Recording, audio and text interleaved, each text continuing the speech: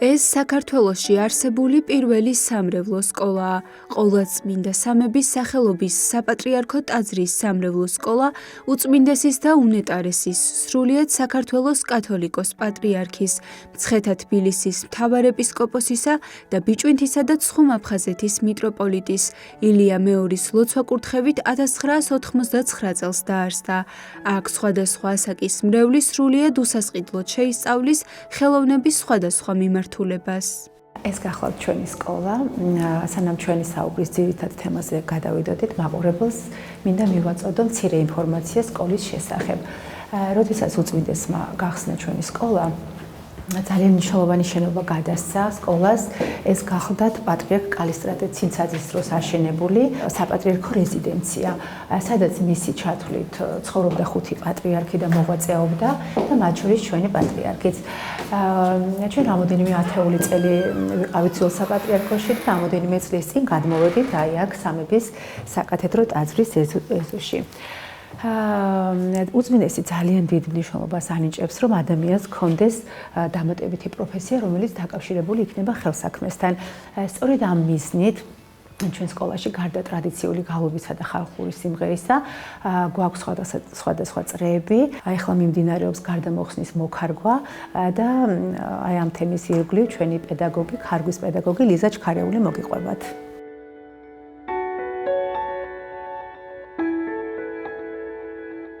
დაინტერესება ამ სფეროს მიმართ საკმაოდ დიდი არის. ვიგონებთ რაღაცა მოდელებს, სტილს, რომ რამე ახალი ნამუშევარი შევქმნათ. გადავწყვიტეთ ოქრომკერდით ნაქარგობა შეგვესრულებინა და შეგვესწავლა. ჯერჯერობით პირველ ეტაპზე ვართ და დავიწყეთ ახლახანს ოქრომკერდზე მუშაობა. მაგრამ ვფიქრობ, რომ საკმაოდ დიდი დაინტერესება არის მოსწავლეების მხრიდან. ხალისი რაც მთავარია და მონდომება და ეს გვაძლევს დიდ სტიმულს რომ ვაკეთოთ შემდგომშიც ბევრი საინტერესო და კარგი საქმე შევქმნათ ახალი ნამუშევრები და ძალიან მნიშვნელოვანია იმ კუთხით ქარგვის შესწავლა რომ ყოველთვის სადედოფლო და სამეფო საქმე იყო ნაქარგობა საქართველოში დიდი დატვირთვა ჰქონდა. ამ გარემოში უდიდესი სითბო და სიყვარული ტრიალებს. ამჯერად მოსწავლეები თავიანთ ხელმძღვანელთან ერთად აღდგომის დღესასწაულისთვის ემზადებიან და გარდამოხსნას ქარგავენ. შემოქმედებითი პროცესი შრომატევადია, სრულყოფილ შედეგს უდიდესი მონდომებითა და ერთიანი თავდაუზოგავი შრომით აღწევენ.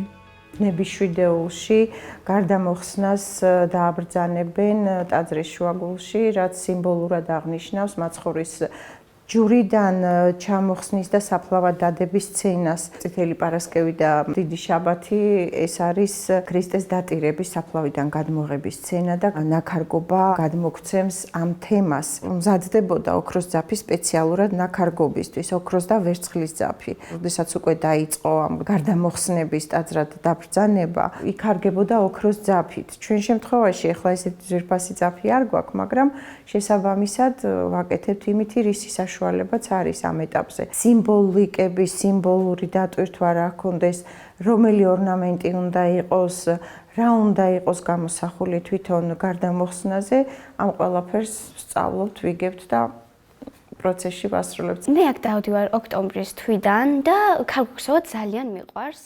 თითქმის ყოველ დღე, როდესაც დრო მაქვს ვქსოვ და ვქარგავ კიდეც და მასწავლებელმაც უფრო შემაყვარა აქ სიარული და სულ ბედნიერებით და სიხარულით მოვდივარ. მე აქ უკვე ძალიან დიდი ხანია, რაც დავდივარ ჩემს დედასთან და დასთან ერთად და როდესაც ვქარგავ ან ვქცოვ, კარგი გრძნობა.